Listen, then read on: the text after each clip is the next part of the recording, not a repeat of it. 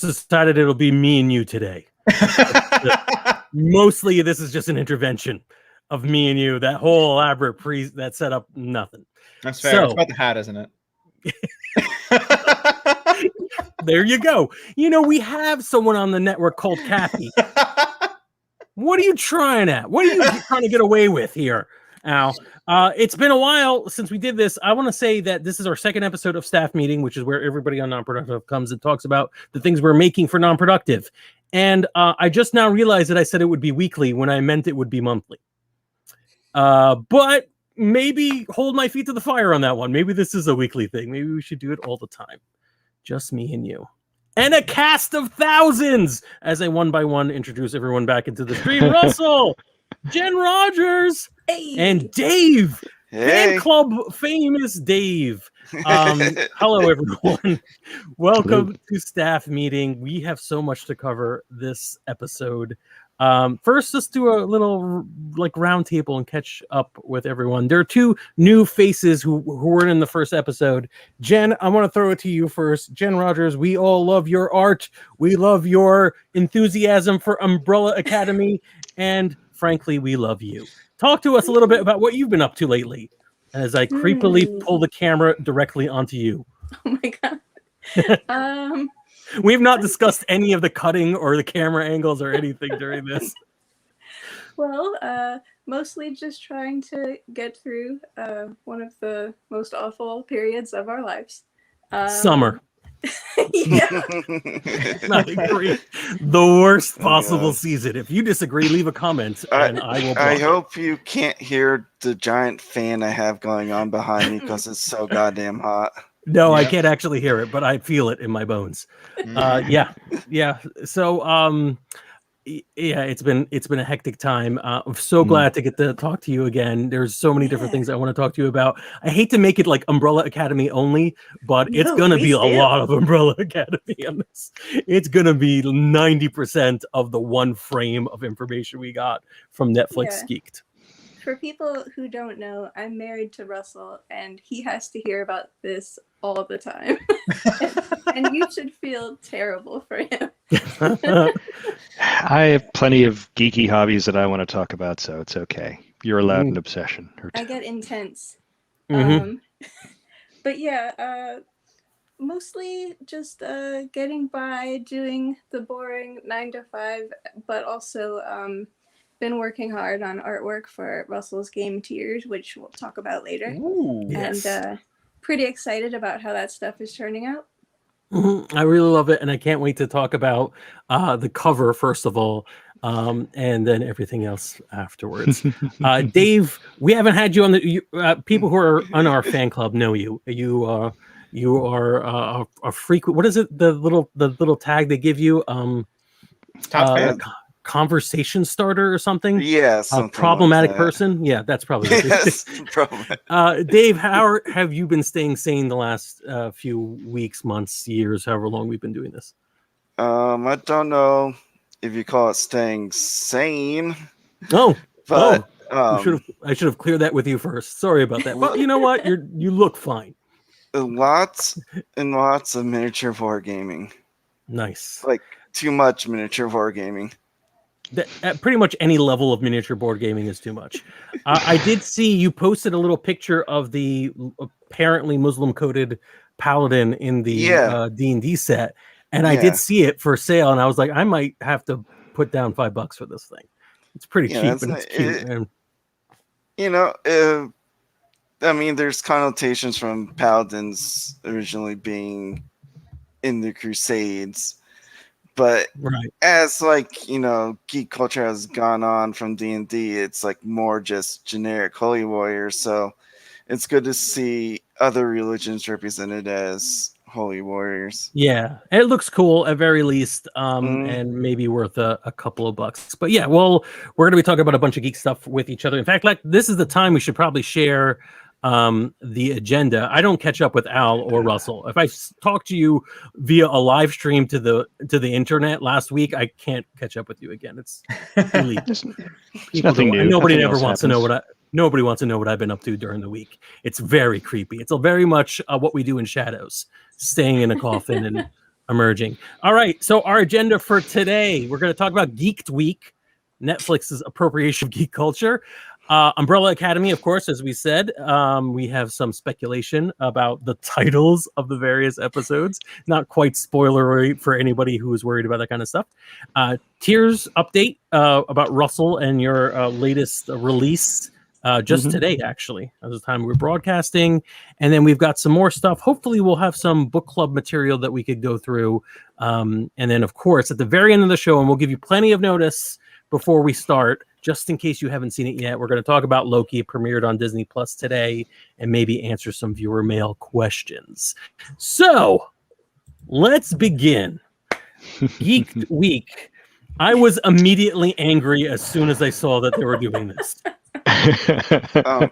That's our word. Isn't this like the second time they've done this? I wasn't aware of the first. Yeah. Or actually, no, YouTube did a Geek Week. Yeah, when I looked it up, I so forgot. They're appropriating people who are appropriating. It's absolutely true. Actually, when I looked up, I thought it was Geek Week at first, and there's a difference. So when I looked up Geek Week, Rutgers University, my the schools that I went to, alma mater, your alma mater. That's the one. They're not a good school because I don't know the word.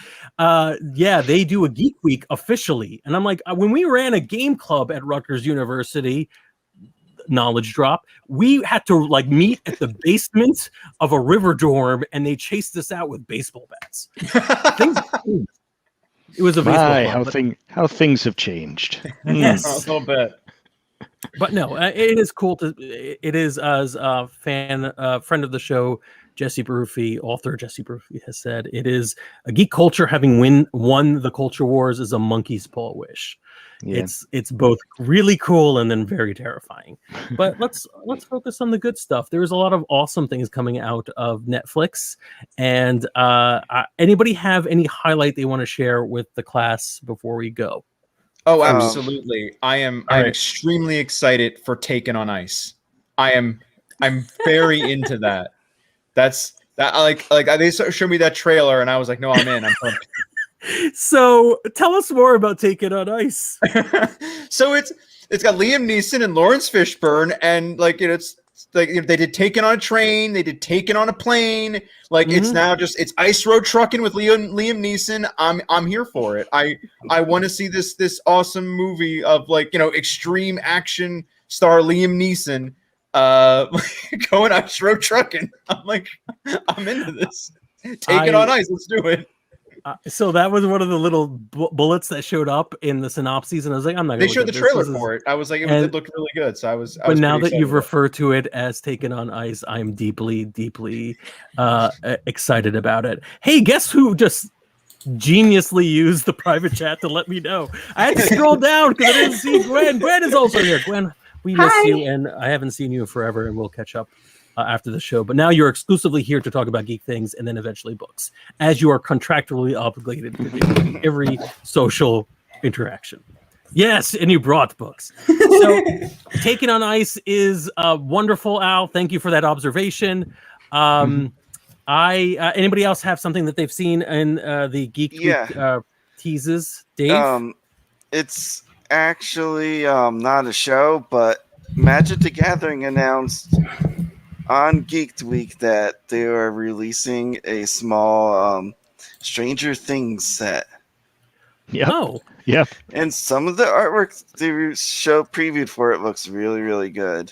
Yep. That's neat. 11's going to be a planeswalker, so why not? All I know is there better be an Eggo Waffles artifact that makes food tokens. Nice. We'll have to see about the licensing on that. I don't know. I mean, they had some really cute Netflix. They have really cute Stranger Things toys, actually, including a little 11 Nendoroid. So it was this cute little 11 posable character. But they couldn't get the Eggo branding, so she's just holding a box that says waffles. Oh no! Well, they can make a waffles artifact. I don't care. Yeah, close enough. I just want waffles in my Magic game. Frozen waffles. Yeah, like that. They did a similar thing last year with Walking Dead, and I didn't really care about that because I don't watch Walking Dead. Oh, so like the And rest of the also, world. I think it was like a couple years too late to really get in on the popularity of that show. Yeah. I mean, In you make the pre-production, I argument told that's still true everyone here, but in pre-production, I told everyone, like, well, yeah, we don't go hard on anything, and then immediately I'm the only one who's being criticizing Netflix, Walking Dead, all the tall poppies there are. No, I did enjoy Walking Dead for a time, but like, yeah, I think it's in its fading period. Nadir. I think did they have declared that this is that they're reaching the final season? I think so. I think that they may have, or at least that they have a set number of seasons that are going to go before it ends. But that wasn't released. Yeah. Yeah, I think you're right. No. Well, Stranger Things definitely. I think it's got maybe 2 more seasons, 1 or 2 more seasons. But Walking Dead, I believe, also has an end point. If it's a Netflix show, it'll be canceled because they just want new shows to bring in new viewers. Don't do that They have a They have said that. Well, they have a what is it? Years ago, I remember there being an article in which I believe that they said 4 seasons is what you should expect from a good show. Like that's what they expect to get out of a successful property. So that's kind of like the idea. It's like that's kind of the cutoff because it's diminishing returns after the 4th season. So I don't know how Supernatural stayed on the air that long, but apparently, like, miracle play. Yeah, exactly. That's kind of like that. According to their data, once you get to season 4, then you don't attract new fans anymore, and it just starts to peter out. So is that still true though with streaming? I would assume that streaming might have changed that. Well, they're the streaming king, and that's the creepy thing about Netflix is that they have such rich data that they don't really have to share with anyone. Yeah. Right? They don't tell anybody. Things. They just know things, including like they know like which movies, for example, which horror movies are the most disturbing because of the ones people don't finish, which I think is maybe not quite accurate because I stop watching movies when I can't watch them anymore. Yeah. But I guess a combination of that and the rating gives them an idea of which ones are the most disturbing. Netflix has oh, sorry, go ahead. I was going to say Netflix has gotten me and a lot of Americans actually interested in Formula One, which nobody else has ever done in history. Yeah, there you go. Yeah, it's weird. Al, what were you saying? I was saying, like, the reason why shows like Supernatural might be exceptions to the rule is because it's not about the show as much as the brand. Like the idea was probably to make money off of the brand, not the show. And then the show was just going on to keep brand awareness going and to profit off of that. I don't know about that. Because Kripke, I remember. Sorry, Kripke, the creator of the show, apparently had planned on them fighting Satan. Spoiler alert for like now a 15-year-old plot point in like season 7 or something. We haven't got there yet. Further spoiler alert: they don't die. And it just kept on going. So I think like I just think that some things are fire. I don't think you can determine what is great or not. What's really impressive is when a show knows when it's had enough and can actually have the room to say this is our finale. This is how we want to wrap things up. So kind of tying it back in to Geek Tweak and Stranger Things is what I felt was super big news from the podcasting world is. I'm excited about this. There's a 6th episode, I think. Stranger Things scripted and a book. Scripted podcast for one of the characters, Robin. Right. So that's awesome. I love expanding the universe and giving people other mediums in which to watch something where it's really going to be maybe cost prohibitive to do like a full series on one character. Yeah. But a podcast series. I mean, that's pretty cool. I would watch a Robin miniseries, but I understand why they're not making it. Right. I get it. Well, but I'm excited to read the book. That's because everybody wants that Steve miniseries. They're gearing up for that one, right? The offshoot. Steve the babysitter. Babysitter's Club featuring Steve. That would be an interesting crossover. They did also have that kind of unusual thing as well. Like again on Stranger Things, that drive-in experience. I I mean, it's a stage show that sort of summarizes Stranger Things. Yeah. But it's you drive in. It's a drive-in theater thing. It was. Yeah. I did not. I don't know. Maybe There I'm was just a not lot of very much off images my and theater. colors and people being hung up by wires. What was the Yeah. ad for, though? Are you Was the ad describing for- Spider-Man? Like Spider-Man Turn Off the Dark? No. Although, wait a minute. Maybe no. maybe some overlap? Yeah. Does anyone know what it was? I think it was a promotion for season 3. I think they're gearing season 4. They're Yeah, I gearing think up. it was a promo for season 4. Yeah. I also think that we sound a lot like people who don't understand why the teenagers go to the planetarium to watch the Laser Light Show. Like, what are you doing?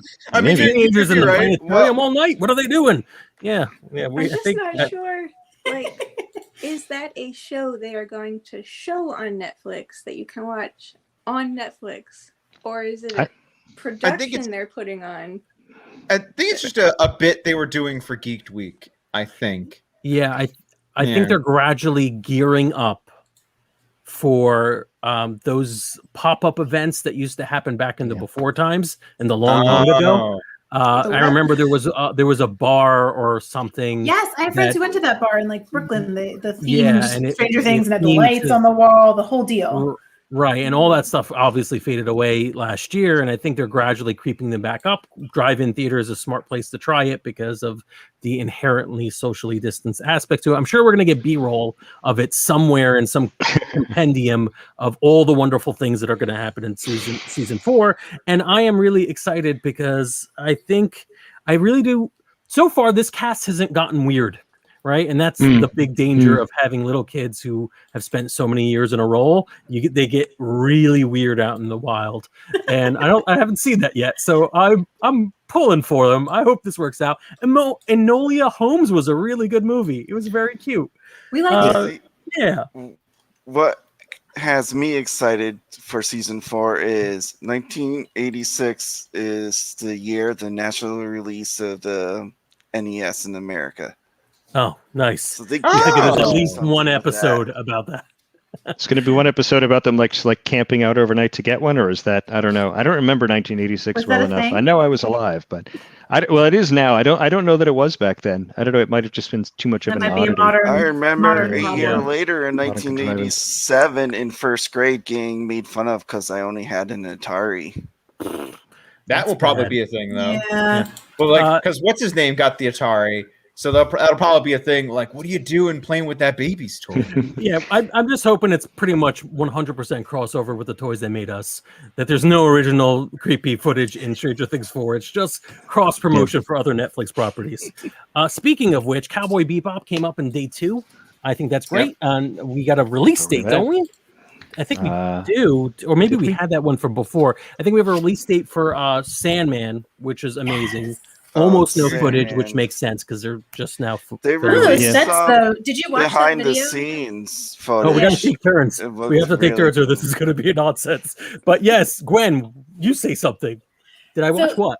They showed a video of like set design and some of the Neil Gaiman like walking you through and talking about how it was basically like stepping into a dream, which is like cute, exactly what you want it to be. I'm excited about it. I'm not like a mega fan of Sandman, but I do love his other works.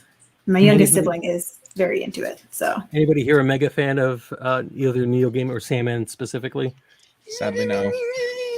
I love it. Oh my god, I cut my teeth on it in college. Dave, what about you? Are you super psyched about this? Yeah, especially because of the casting. Yeah, especially that they got a non-binary actor for Desire. That's really cool. Yeah, but I mean, Sandman helped just shaped my views on some things with sexuality and gender. And my copy of Game of You, if you ever read that arc, has little tear stains in it. Oh, that's so cool. It's such a seminal book for making comics mature for like a wide actually mature and not just guns and boobs. Well, I mean, that could be very mature, but yes, like we're like Sophisticated, mature. It was both mainstream successful and actually, relatively adult orientated and really good. And for those of you who are on Tumblr and follow Neil Gaiman, he has been doing an amazing job recently answering asks of him, including a couple of "Who are you?" Which people have been answering in increasingly ridiculous iterations of confusing him with other Neils. He's been doing this thousands for years on Tumblr. It's crazy. If you really just go in there and just have a day where you're just scrolling through all the different things Neil and his friends have claimed that he is. But yeah, I'm excited about the Sandman, and I'm super excited about Cowboy Bebop. I hope it will be given the respect it deserves. Yeah, I really enjoy it. I know that somebody involved who was confirmed on day 2, somebody specific. I'm trying to look at my notes. Was it? Oh, okay. Yeah, Yoko Kanno is coming back as the composer. That's great. Nice. And I'm pretty sure, although I can't find my notes right now, I'm pretty sure the release date for both of those have been announced. That's cool. I'm excited about it. There's a little trepidatious about Cowboy Bebop just because live action anime has failed us so many times before. Alita Battle Angel was pretty good. I've heard it was surprisingly good. Yeah. But yeah, I think I need to watch that. I love the manga. Yeah, I think it's appropriate to be a little cautious because you can only be hurt so many times by geek properties. Anybody else have anything else from Geek Week that we should? Yeah, there was the Katie Sackhoff project. What is the Katie Sackhoff project? It's the TV show Another Life. That's that she produced and starred. She's produced and is also starring in, where they find an artifact on Earth that's alien and they go into space, and like the guy that plays Derek in Teen Wolf is in it. I like Al recaps. I'm trying to think of who else is in this TV show besides Katie Sackhoff, and it's that guy from Teen Wolf. Oh, that's pretty neat. Michael J. Fox? No, from the TV show Teen Wolf, not the movie Teen Wolf. I would watch a Michael J. Fox return to television. I'm excited about that. Yeah. I don't know if there was anything else exciting certainly from day one. Just some stuff about Army of the Dead, which I've heard is enjoyable. It's supposed to be like one of the biggest. Everyone I've heard talk about it says it's okay. Yeah, I had fun with it. It's not amazing. That's a back of the box quote if there ever is one. Everybody I talk to about it says it's okay. Jen, what were you saying?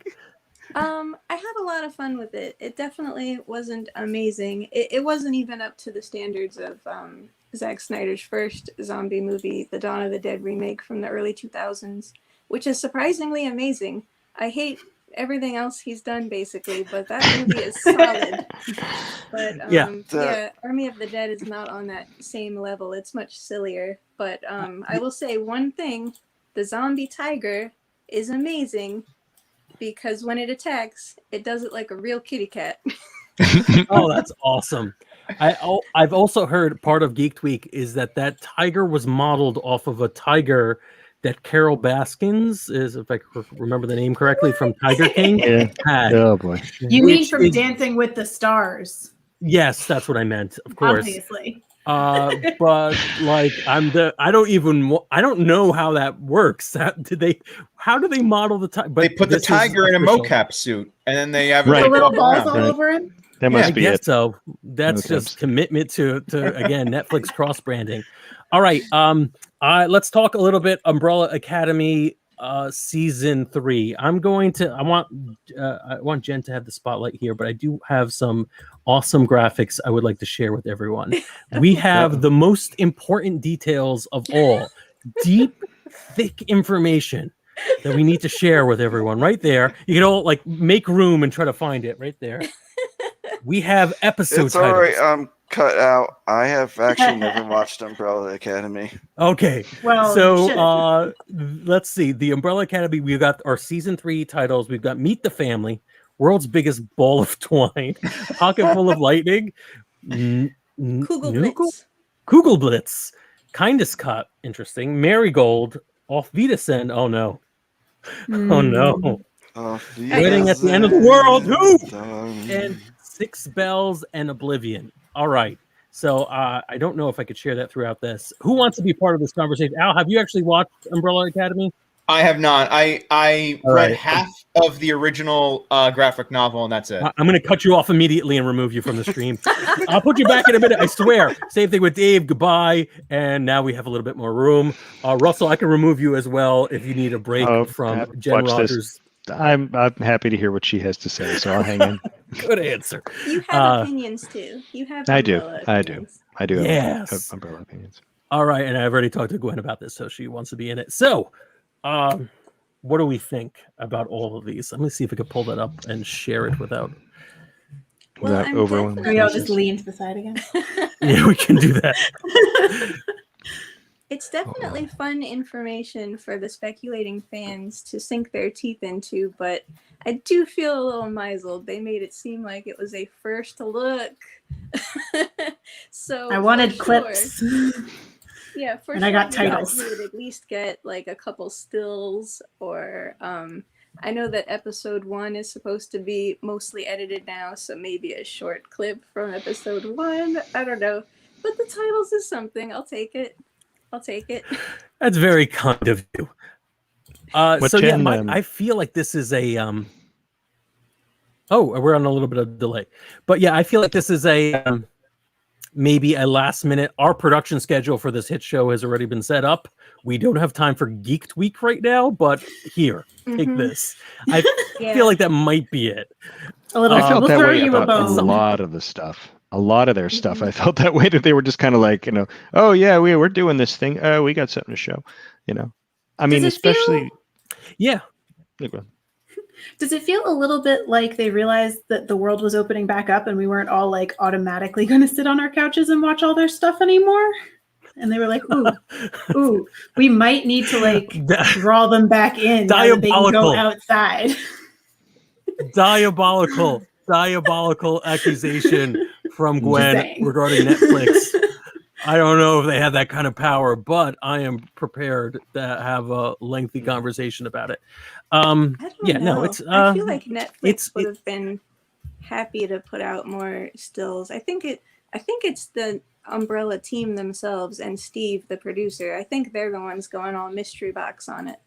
That's what He's been clamping down. He's been clamping down pretty hard now. Actually, there's been a lot of fan speculation. Jen, of course, is the primary person to talk about this, but he's actually been on the social medias, kind of like warning people off from too much speculation and so on. Like, I don't know, like a lot of his stuff on the Netflix is like how much they love the fans, they love their speculation and so on. But a few days before that, he was like asking some people, hey, please stop sharing your sneaky behind the scenes photos of the set.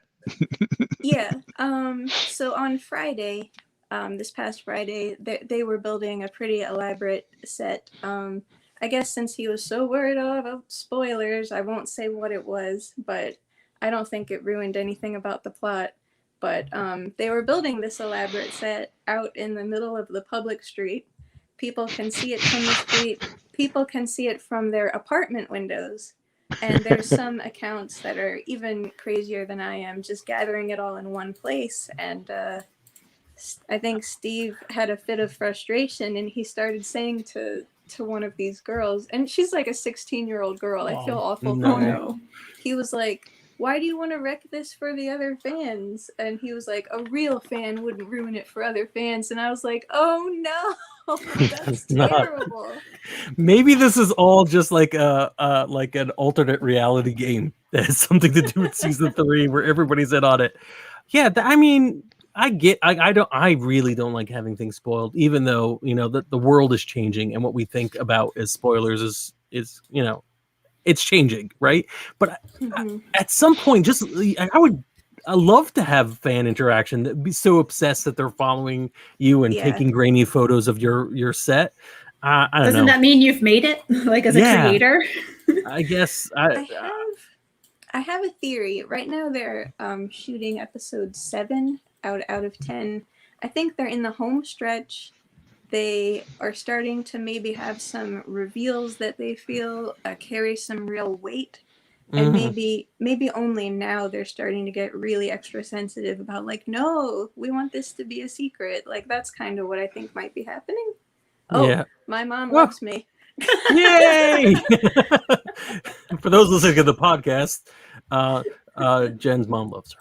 Yeah, I think that's a very astute observation, and I do believe.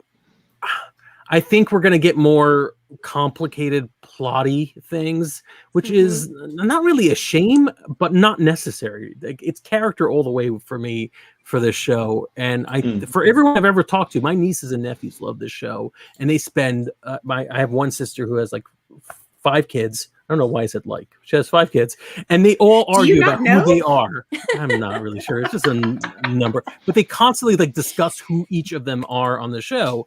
It has nothing to do with whatever the plot of the overarching thing is. It's all about characters. So God, you're such a Klaus. Yeah. Well, now they're going to have to add the sparrows too. So, yeah, they'll have even more. Good. Put on your readers and try to look at this thing because it's going to be hard. But yes, it okay to talk about it as though people have seen season 2 because the existence of the sparrows alone is a little spoilery. I think so. I think it's been quite a while, and we're now that we're saying we're about to do it, you can tune in again in another like 10 minutes. Okay. Yeah, I'm excited to see the sparrows. I've not read any of the comics, and I'm a big comic person. I've never read any of them. In fact, it all kind of blew over my head. Like, oh, this is a Rockstar's comic book. Some sort of vanity project that I don't need to care about, and I now I want to saw that. But I do. I might want to revisit that. But let's. Do we want to do the recap so far now, or do you want to just go through the episode titles and think? But we're going to assume that you've seen enough of the show to know the characters' names as we bring them up. Is that good? Okay. All right. It would take forever to go over all their names anyway. Yes. Meet the Family has to be Meeting the Sparrows, right? Our heroes just came in. That's all it really can be. And we don't know if they're going to have like immediately just a big drag them down fight. We don't know if it's going to be a big battle or if they're just going to have to talk some shit out or if they're just going to immediately run away. Like we have no idea. Right. Maybe all of these. Umbrella Academy. Yeah, it's Umbrella Academy. We're going to do all 3 of those things. Yes. Klaus is going to run from the room. Luther's going to start punching somebody. Allison's going to start talking things out while Diego throws knives. I mean, I'm hoping that the presence of Sparrow Ben will be enough to keep Klaus from just immediately running away. But I guess we'll see. Yes, I think that's. I think that's fair, and hopefully the family, the Umbrella Academy proper, are going to stick together a little bit longer because I love the dynamic between all of them. Although if they pair off, that's fine as long as it's not like out alone in bunches. Yeah, they're fun in little clusters. World's Biggest Ball of Twine feels like a road trip episode. It does. Yeah, so it's got to be a on location somewhere. Maybe we're gonna touch base with Hazel again. I don't know. It feels like he might be out in the Midwest doing something with the World's Biggest Ball of Twine. We're in an alternate timeline now, so yeah, he hasn't necessarily met the same fate from season 2 because timeline shifts. So who knows? Get mixed up when we have timeline shifts like that. Yeah. Like that's what I always. Whenever we're watching it, and my husband, who's sitting on the couch over there, hates when there's alternate timelines. Like he rants and raves and rails against them. Meanwhile, I'm like, but on the other hand, like now we get to see all those characters again, maybe, possibly. But are they still, or did they not? I don't know. I always get confused. Yeah, when I see the title "World's Biggest Ball of Twine," definitely like there is the tourist attraction angle. But I also think like, okay, so they changed the timeline. So now Reggie did not adopt them. So now, are there a bunch of thems still in their countries of origin? Is there a Klaus in Germany? Is there a Vanya in Russia? Is there a Diego in Latin America? That's neat. And does Allison's daughter still exist? Probably not. Dave is probably alive now. Patch, the cop from season 1's probably alive now. I just feel like it's all a tangled ball of different plots and I feel like it's really going to be hard to untangle it. You have all the hence the ball of twine, the perfect metaphor. So That's that's great. what it makes me think. I don't know. That is great. I like that much better than a road trip episode. Although if they just meet the sparrows and they're like, let's hang out, and they go on, I'm okay with that. I'm totally on board for all of that. Let's see, pocket full of lightning. No idea. Could be anybody. Nothing. Yeah, I lightning makes me think of like, Dave in the chat is saying Thor. I was just about to say it makes me think of like a fight with like explosive power. Yeah. So okay, yeah, that again, could work. Could be anyone. The next one, Cudgel Blitz. I have no idea what that means. Cudgel Blitz. Oh, sorry. Did someone else what is have that? No. It has something to do with a black hole. It's a terminology in astrophysics about something that becomes a black hole. I believe it also refers to like a particular kind of tank or other heavy weapon. So I don't know. It could be either, as far as I'm concerned, or both. So that feels like it could be a Vanya focused episode, or it could be a Klaus focused episode, depending on if we're going to be revisiting the Klaus as Soldier which I do want them to, but I don't want them to necessarily just see him in a war somewhere. I want him to get some closure or something. Kindest cut. Is this a... So the only time I've ever heard of this was it's a thing that comedian, filmmaker, and host of the Kevin Geeks Out show does, is a kindest cut, where he takes a arguably terrible movie and cuts it down to its essential 10 minutes, which are great. Other than that, it's like, is this a Shakespeare quote? Is this a reference to the unkindest cut? Is someone going to get Julius Caesared? I mean, I'm expecting Diego's going to be the focus on this because knives. So. Okay. Knives out. That's. I'm not convinced this is true, but I've seen people say that it could be about Vanya getting a haircut or top surgery. Okay. All right. And I am desperate for trans Vanya. I just have to say. And that could be very interesting. Plausible. I think it's very possible the show will go there. Trans Vanya, please. Let's go. Yeah. I think it's definitely a possibility. Marigold. Okay. In the video, Steve Blackman was like, fans will know what this means, and everybody was like, what is he talking about? This guy's a jerk. So I looked into it, and according to like the visual effects guy,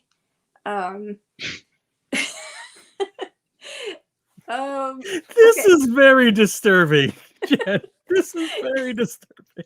Okay, I mean, but like, this is a public record of what the visual effects guy said. You didn't like follow to his own. Ask him. Yeah, so I was waiting outside, and when he came to his car, he said, no, it has to do with their powers, the origin of their powers. Apparently, there's a scene in space where Reginald has this jar, and he opens it, and out come these glowing lights, and supposedly that starts out as the formation of a marigold, and they're calling those glowing orbs the marigold. Okay. And supposedly... Well, I'm not going to go any further than that. No, that's fine. All right, that's interesting. Avita Zane, of course, that looks like it could be we're saying goodbye to a character. Hopefully not. So long, farewell. I'm thinking Klaus-centric episode. I hope it's nothing too terribly sad. Or maybe closure with Dave, the soldier. That would be nice. I need closure on that. Yeah. Which we might get in this. Oh man, if we get the same thing in Wedding of the End of the World, would be Oh interesting. my god. Send That would be those two really, down the aisle. I doubt it's them, but if they're the ones yeah, getting married, I will lose my mind. that would be I neat. ship it. Yeah. Although Ovita's End, if it ends up being a Sound of Music kind of musical episode, I would also be okay I with that. would love that. Yeah, I'm okay with that. I like that. Musical episode all the way. Six Bells. It rings a bell. What's Six Bells? What does that sound? Does anyone? Well, I'm gonna duck into the private chat to see if anybody's screaming it's nautical. probably- Yeah, it's a pirate themed episode. Oh, Maybe. it's a pirate thing. The ship's bells at dawn. Yeah, and then I assume it has to do with the 6 umbrellas who are not Ben doing something. Maybe going to the Hotel Oblivion. Maybe the bells on the counter. I don't know. Well, it would track with the last episode, which would be Oblivion.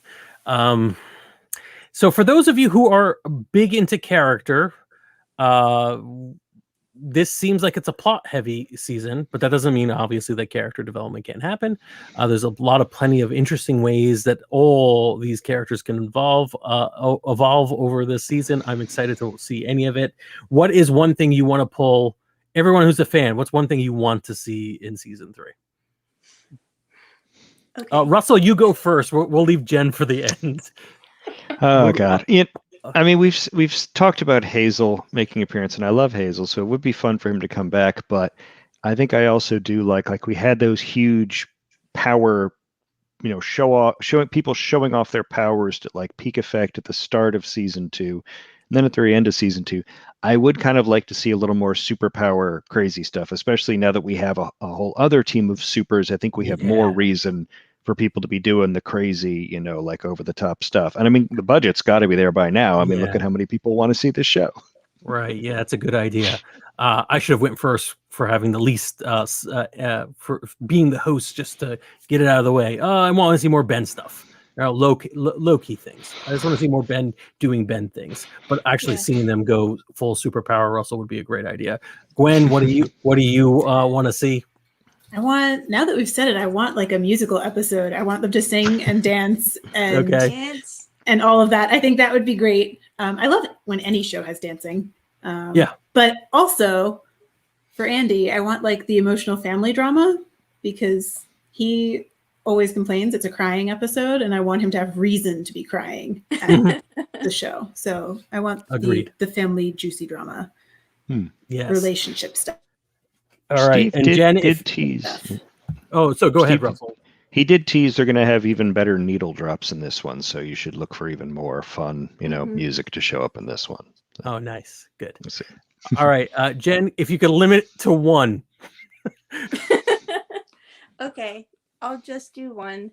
I'm a pretty serious Klaus stan, and I feel like they dropped the ball with him in season 2. In season 1, he was sort of comedy relief, but they did take his arc seriously. He was really growing, and then season 2 just kind of dropped it and went back to just comedic relief with occasional drama. But I feel like they really let the growth kind of stagnate, and I'm hoping there will be some more development for him and him actually using his powers. I was very angry that there were basically no ghosts in season 2, except for that really powerful, amazing opening scene that was then undone. So yeah, that's my hope. All right, I think these are all fair points to make. I hope all our dreams come true. My dream is coming true right now as I reintroduce Al and Dave to the stream.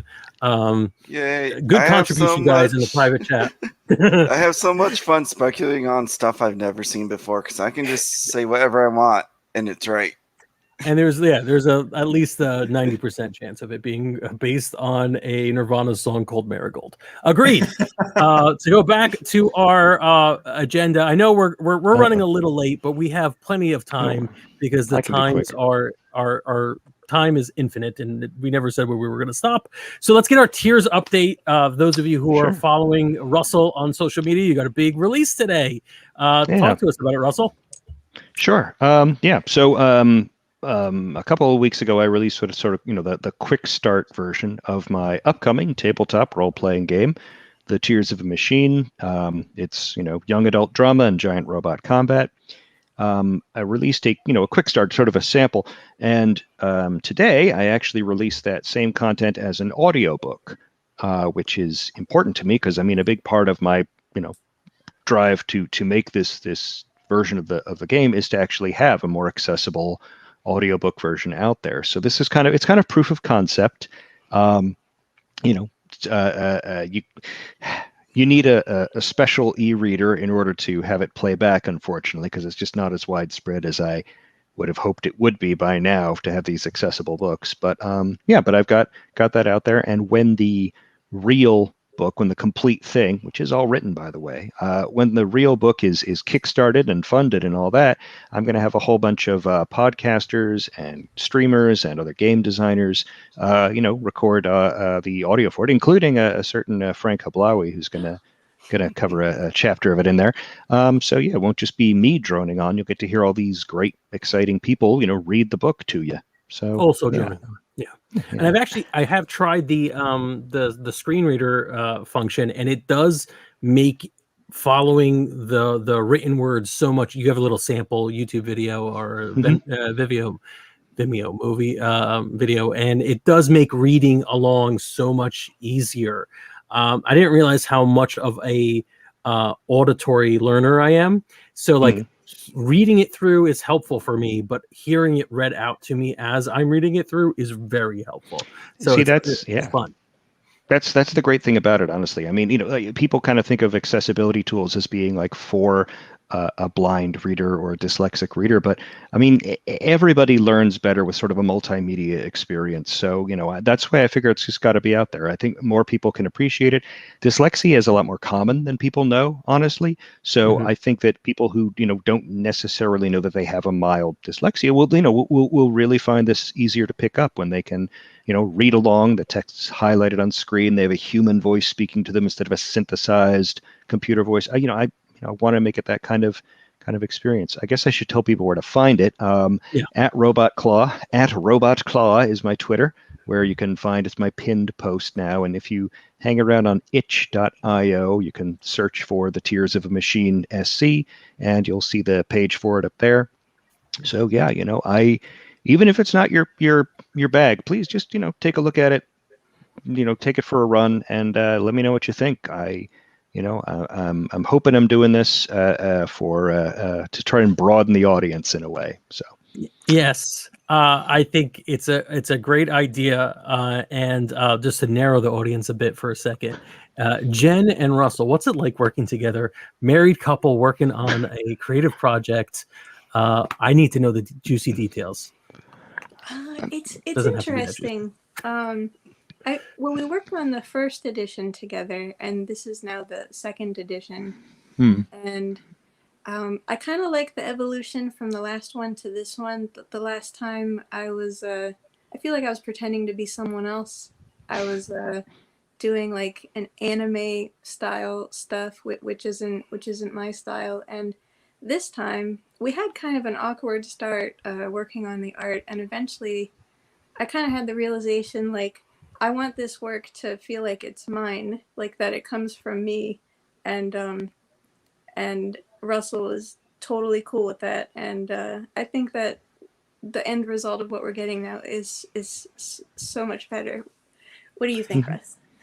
No, I agree. Yeah, I think that's the thing. I kind of told you not so much like, oh, hey, I want this specific style. I just kind of showed you some of my inspirations, and you're able to to run with that. Jen is kind of our art director, so she actually we found a couple of other artists as well to supplement, and she's been great in working with them as well to coach along, so we have a consistent vision. And so, I think it's been really good. I really love the stuff that Jen is turning out, and I'm looking forward to sharing more of it soon. And it's easy to get out of chores. If you want to be like I could either help cook or I could work on the cover. Your choice. Fine. Yeah. Smart. Very smart. One of our comments in the private chat is Learning Ally. Yes, I noticed the software as well. I was like, yeah. I just Googled your Twitter stuff and was like, wait a minute, I use that with my students all Which the is helpful. time. Yeah, get the tools that they're using, people are using anyways. Yeah, smart. So following both of you on social media, I love the moment where I noticed like Jen was like, this is it. I'm in the groove. I love this thing I'm drawing. Should I live stream my drawing? And I'm like, yes, live stream your drawing. Live stream your drawing. You should right now. You should. And I would Get on love there. to see that. It'd be so great. But the highlight for me, I don't know why, is the Easter egg of the little cat. And the fact that it has blown up. Every time I see people talking about it, look, I see the cat. It's this little cat next to this giant mech that I guess was an afterthought. It's just like a little Easter egg. And as far as I know, people who have not been told it exists found it independently. And they're like, cat. And like, that's what the internet's for. Yep. I love it. Identifying Spot cat. Love it. Jen, The internet is for cats. Yeah. Absolutely. Absolutely. Let's transition off into very quickly, for those of you who've been tuning in, waiting with bated breath for our LOKI coverage. Book club. We've been promising this for quite a while. I think we have a good idea. This is kind of a brainchild of Gwen and myself, and not at all James Carolyn, who couldn't be bothered to be on this show today. He's traveling the world with in his Las family. Vegas. What a jerk. Working. Does that? Las Vegas, more like Las Vegas. Yes, that's what he's doing. No, wait, no, opposite, hopefully.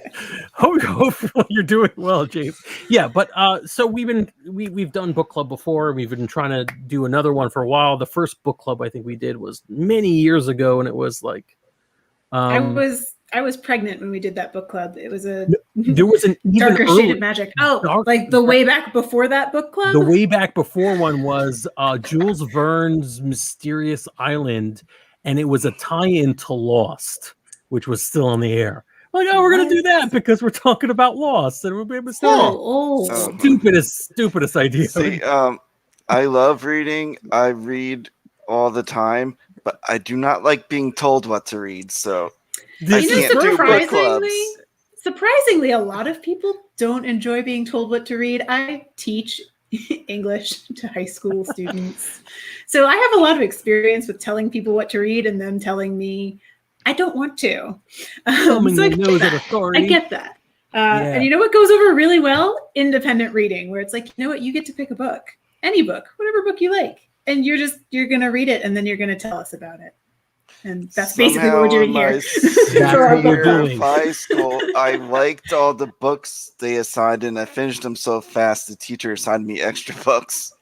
That's what. And now I want to know what the curriculum was for your senior. Was it like World Lit? Was it Brit Lit? Was it like coming of age literature? What was the deal? I don't know. There's a theme I remember. Brave New World. Dystopia. Desire. Okay. American Lit. Maybe.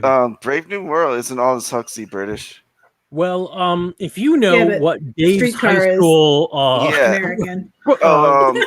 Dante's Inferno. Reading list was, write it down on a 3x5 index card and mail it into the studio, and then we'll find you and make you very. I totally did not read all these books like 21 years ago. I did not graduate high school 21 years ago.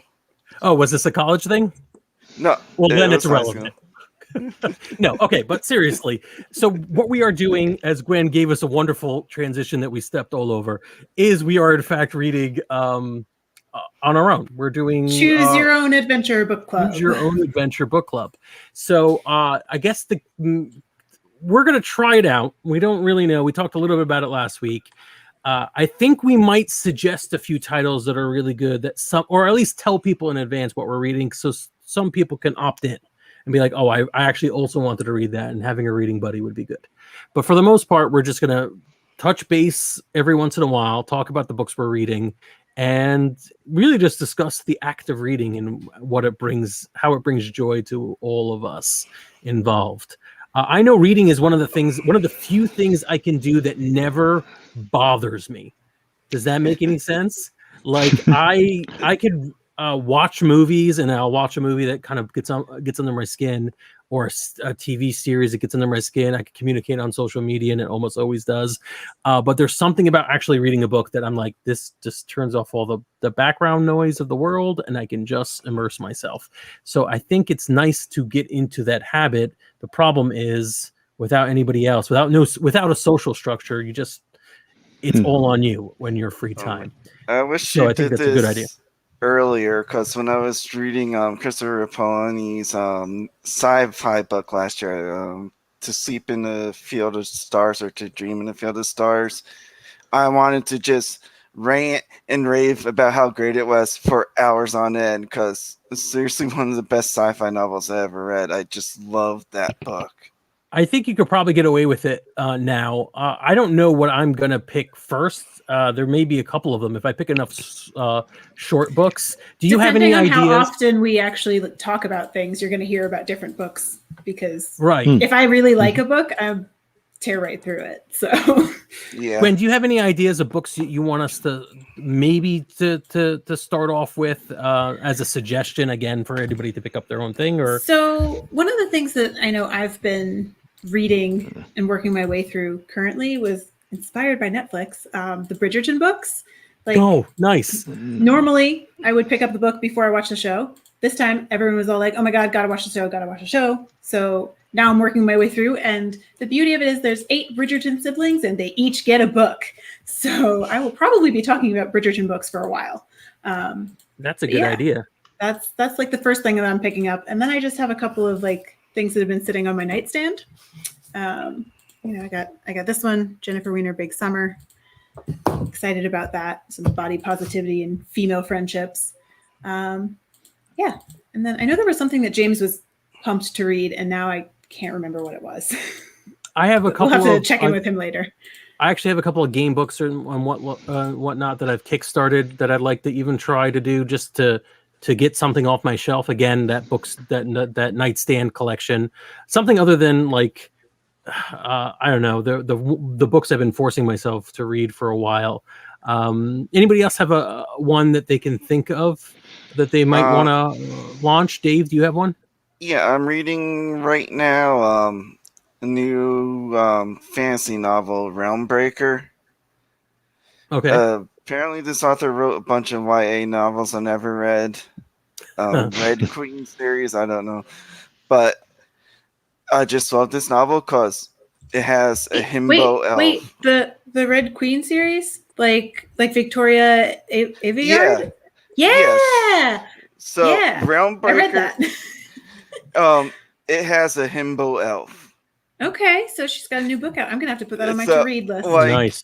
He's all gets stabbed, and he just pulls out the knife, and the other people are like, "Don't do that. It's like silly humans. Why is all my blood falling out?" Oh, interesting. Very nice. But very good at world building because she does it contextually. It's not like an info dump.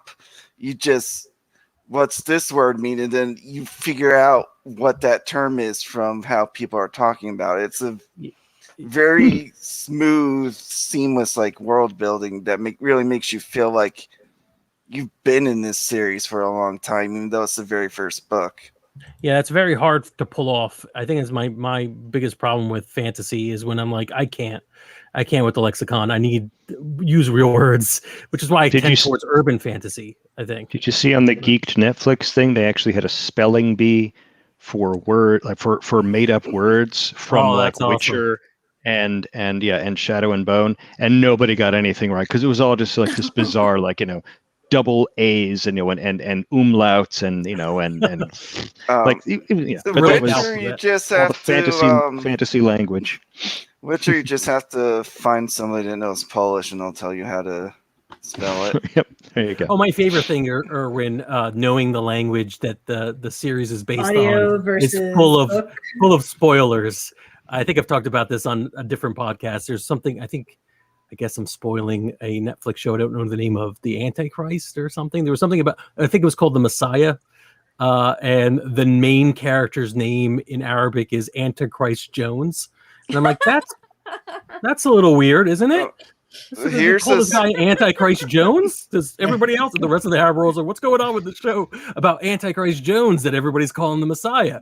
And I think Netflix was like, hey, stop talking Arabic. That's not cool. What are you doing? You're giving it away. You're giving it away. No, that's You fine. guys, you're cheating. You're not supposed to know. I wouldn't wreck it. Yeah. So all right. here's the spoiler for like an almost 40-year-old movie. And Okay. John Carpenter's The Thing. Oh, the yes. the Norwegian scientists are saying Norwegian, stop. That's not really a dog. It's a monster. Kill it. Yeah. That's awesome. And also like the story of people in Norway watching this going, I don't know why aren't they like that is interesting. No one's listening. Although in defense of John Carpenter, I don't know if somebody telling me that the monster killed that dog would cause me to kill that dog. I'm one of those people who screamed about the cat in Jen's drawing, so I don't think it's gonna happen.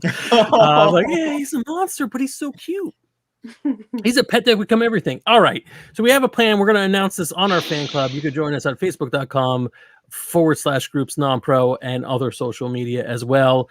I think we've hit the 9 o'clock time. I think it's time to talk about Loki for as long as we can stomach being around each other. That episode, it's gotta go, guys. Haven't seen it. Peace out. Okay. There you go. You missed the part where I said you could peace out whenever you. Yeah. Going now. Bye, Gwen. All right. Bye. So now that she's gone. Anyways, so yeah, I was blown away that we actually got endgame footage in the opening. It's weird to see. I know it's stupid, but it's weird to see like these big film actors appearing in a like TV show. My mind is still like set 30 years in the past where there's no way you're going to get any of these people to appear on the show. And I think most of this was probably either footage from Endgame or unused footage from Endgame, but it was pretty cool to see that happening. Overall, I don't even know why I didn't start with this. I thought the episode was amazing. I think they've done a great job with all these Netflix shows. I'm sorry, all these Disney Plus shows. Marvel, do not ruin cancel me. I think they've done a great job with this last batch of Disney Plus shows, and this first episode was amazing, cinematic, perfect steam. We'll take turns talking about it. Dave, you're chomping at the bit. What do you want to say? Well, the thing that just struck me and just made me love the show is like, you know how WandaVision was kind of like a love letter to sitcoms? If you look at the setting, the lighting of several scenes, this is a love letter to that dark, gritty, late 70s, early 80s, like sci-fi. Like, yeah, okay. When he's interviewing Loki and he's asking those open-ended questions and the soundtrack gets a little synthy and the room has those industrial lights, it's like, holy shit, this is Blade Runner. Yeah, I could definitely see it. There's a lot of technology. The retro devices on the tables. A straight-laced government organization whose responsibility is to manage the time stream, but not with cool suitcases necessarily. Umbrella Academy reference. But yeah, I think that. Yeah, I agree. It's too similar. It's only one episode, but this feels more momentous than the other two shows so far. Like it just feels like it has a bigger impact on the whole MCU. Yeah, it definitely seems to establish things for their universe. Al, what did you think? Oh, I really loved like the moment Loki realized like, oh, I am kind of out of my depth in this because there's through all of it we are very much stuck with Avengers Loki. And there's two really good scenes, one of which is the desk full of Infinity Stones, which the light leaving his eyes as he's looking at this and he's realizing like, oh my God, this is bigger than me. This is so much bigger than me. I didn't comprehend how big it was. And then going back to the room and watching the future with his father and his brother and then himself, like the gambit of emotions that Tom Hiddleston goes through of anger and like frustration, but like, you know, all this sadness and like happiness that he's feeling, like, you know, dad died, but he loved me and all this other stuff. And watching himself die and like the anger, but also like, it was really good. Acting. Yeah, the acting. It was really great. How after the end of all that, he answers that question like, no, I don't enjoy hurting people. Yeah. And then he quotes the thing he says everybody else does. It's just part of the illusion of somebody who's weak trying to intimidate everybody else. Like, he's acknowledging he's weak. Great writing, great acting. Jen, what did you think of the first episode?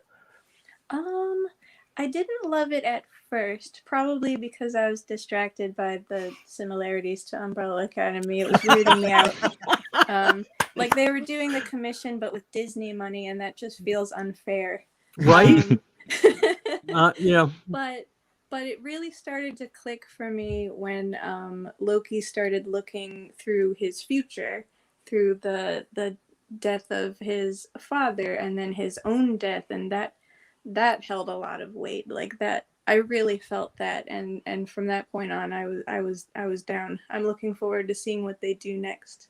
And I love the DB Cooper reference. That was really Oh my god, that was so as soon as he handed the note, I just shouted out, "Is he DB Cooper?" Yeah. Yeah, I had the same reaction. Russell, what did you think? I think most people have kind of covered. I think one of the things that it's worth pointing out as well is Owen Wilson in this episode, because it's what's really great, and this is down to Owen Wilson and Tom Hiddleston's acting, is the shift in the power dynamic back and forth. How I was kind of expecting, like, at the very beginning, you're expecting like Owen Wilson's like, ha, I can't remember the character's name, I'm sorry, but he's like, Loki, Agent Mobius. Mobius, yeah. Where Mobius, I think he only said it once in the whole episode. Maybe that's what I remember. I've been racking my brain on that, and then it just clicked when you said you couldn't remember. But it starts very much with Mobius in kind of this position of authority, and Loki like struggling against that. But then I think as it goes on, you really do see it shift back and forth. Like there's that, there's a part where Loki doesn't have the control collar on anymore, and Mobius is there, and he's like still talking to him the same way, but he doesn't put down the weapon, the eraser baton the whole time. He's still like, and it's really interesting to see that shift back and forth. I think they really played that stuff very well, because it really stays true to the character of Loki being this character who so much of his stuff is just the shift of power dynamic. When is he lying? When there's an advantage. When is he telling the truth? When it's to his advantage. And so we're still staying very true to the character, even as we're breaking him down. Even as we're saying, like, hey, look at your life. Hey, look at what you've achieved and what you've missed and all that kind of thing. Even as we're like breaking him down to his base, we're still staying true to his, to the power of who's in control, and and how that shifts. I think that was really, really great performances by the two of them to pull all that off. Yeah. It definitely, the performances take the cake on this. There's some amusing world building in here and there. I'll go as far as to say that the way time travel and the sacred timeline is handled is thankfully more linear, but also more basic than the way it's done in Umbrella Academy, where there is like so much room for questioning and blanks to be filled out in one show, versus like, this is basic. It's going to be a procedural. We're going to kind of address some of the big questions Endgame put in a lot of fans' brains over which timeline, what happened, but we don't ever really want to deal with this. So there's one timeline. This is just a way of bringing in Loki back because he's a star, and then allowing the actors to play out who these characters are. Why should we be rooting for a person who's done horrible things? I forgot about the eyeball incident until the show brought it up. And I'm like, yeah, this is all really genuine, good stuff. Interesting world building, sure, but really interesting character building and deconstructing. And the fact that it's like just a plain mystery behind there, a pretty linear mystery of who is the other Loki who's doing horrible things through time is cool. I don't need much more. Nice stinger at the end of the episode was the like, oh well, it's you. We we need your help to catch you. Yeah, no, and it's you don't need it to be more complicated than that. We're all tuning in to see Tom Hiddleston and Owen Wilson also taking over and doing a wonderful job with that. Yeah. But that's all we really want. So I think it's good that we gave them room to do that story. I didn't even know that was Owen Wilson. Like until I saw the credits of Owen Wilson, I'm like, that's why his nose is messed up. Yep, that's so I was right. thinking there was some elaborate backstory that the other Loki did something to his nose, and then it's like, oh, it's just Owen Wilson. It may still come in. Russell, what were you saying? I was going to say it's kind of interesting how this is with the whole idea of the timeline thing. They are really cementing the importance of continuity in Marvel. And the idea there is one timeline, all these things connect together. So don't miss any of the movies, damn it. Meanwhile, DC is diversifying, oh, hey, we have multiple Batmans existing at the same time. No big deal. So it's just kind of funny to see the contrast of the properties there. One is they're Marvel is no, it's the one path. Everything is this way. And DC is we don't know. Multiple realities. Just live with it. Build off of that, getting rid of the evil variants, it's hello, Netflix shows and Agents of S.H.I.E.L.D. Goodbye, Netflix shows and Agents of S.H.I.E.L.D. Maybe. Coulson was reintroduced finally. I mean, I guess he was also in Captain Marvel, but we don't know. Yeah. I almost thought Mobius was going to pull on Loki, what did Loki say? Something like little... consolation for a dead man, and if Mobius dead man, no, 7 seasons, man. That show was doing pretty damn well, and you couldn't even kill one guy. That was fun. But we did not get that. At least we didn't have it yet. Who knows what the future looks. I think DC would just lean into the multiverse heavier. It would be awesome. I actually think Marvel might be. I think because multiverse of madness. Multiverse, this is the first time they've used the phrase multiverse. They announced the role-playing game, The Multiverse, which is a part of the cinematic universe. We might see this as the doorway in, but who knows? I hope that's not just I hope they didn't just spoil the ending for us. It's and then in episode 13, the TVA explodes. Okay, so now it's all multiverse. There you go. I hope it's not that simple. We'll see. They might just often do maybe the multiverse is a good idea after all, or something like that. Who knows? We never saw what the reset thing does, and I feel like that's going to be a plot point whenever we finally see how that works out. Yeah, because they may be the bad guys. We don't know. This whole setting reminds me of, I forget the name of the novel, but there's an Isaac Asimov novel about a guy who works for some bureaucratic time authority going around fixing mistakes in the time stream until it takes place in the same world as Foundation, if memory serves. You may have just told us what Plot Zero was in both Umbrella Academy and Loki. There's making clear references to this Asimov story that we are too dumb to have read yet. It's a very weird story, written I think much later in his career, if memory serves. A later book.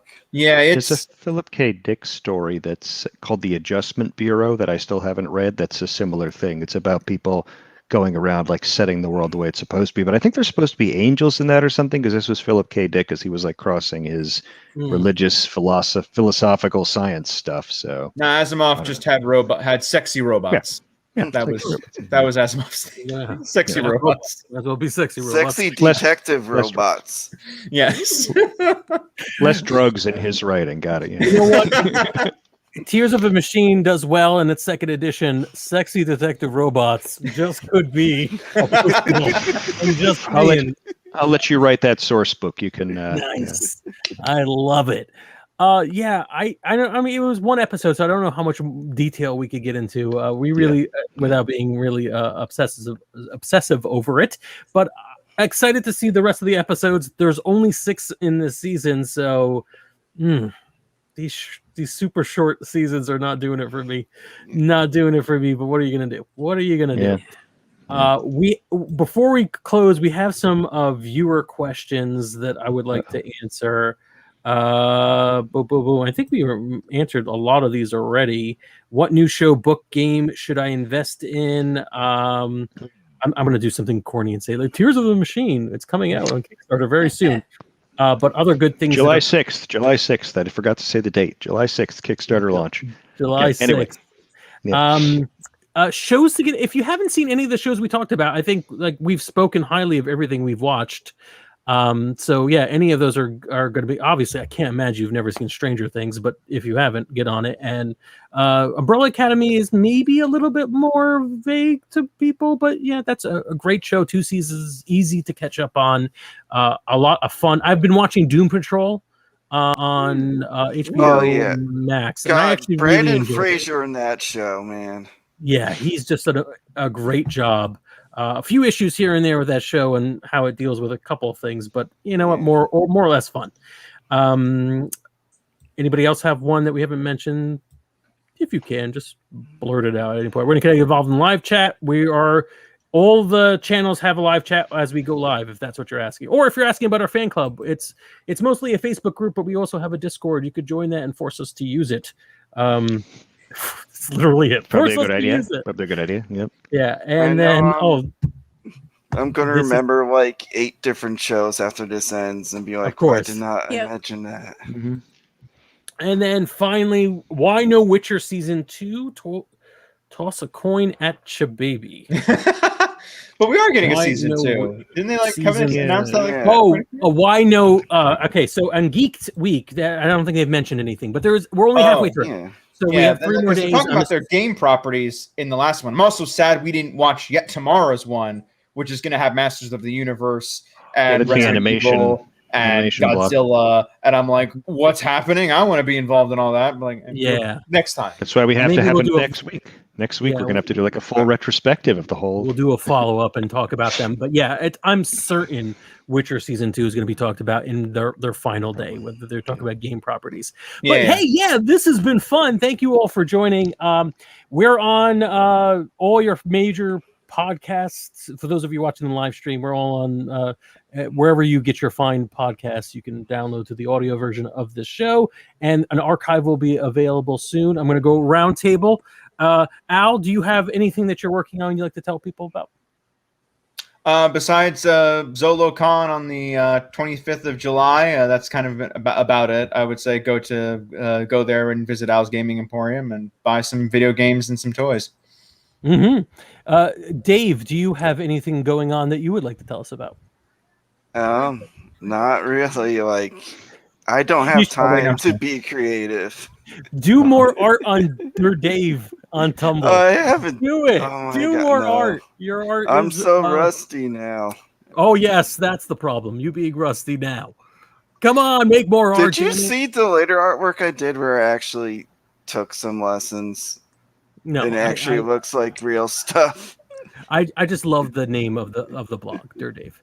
Yes, Russell. Where can we already discussed it, but where can we find more about your game coming out? Yep, I mean, really, just the Twitter at RobotClaw. I do have a website where my blog is robotclaw.info. There are a few blog posts up there. I owe people a few more, especially to get into the details of what's up. But that's basically what my creative life is about, at least until the winter. So. Also, I got the date wrong for my convention. It's the 17th, not the 25th. Excuse me. I'm sorry. Go back in time and fix that. All right, 17th. So if you've already called for a time out from work, tell them the bad news. You have to get it early. And Jen Rogers, where can we find out more about your work? You can catch me on Twitter at Jen Rogers Art. I don't have a lot going on right now except for Tears of a Machine, but I will be posting some image updates there, and I'm excited to talk to you there. Yay! All right, I can't wait to find out more about all these projects and to see how well the con goes for Al. Thank you all to all our patrons. We couldn't do it without you, and in fact, we've updated our list. Yay! And it scrolls. Well, it will eventually. Thank you all. We're on patreon.com/nonpro and on all the other social media sites you've ever been on. I think we may be doing a show next week that's going to be a follow-up for Geek Week and other content, but we are going to consider whether we're doing this weekly or monthly. As I started this podcast off, totally forgot that every week is going to be a bunch of material.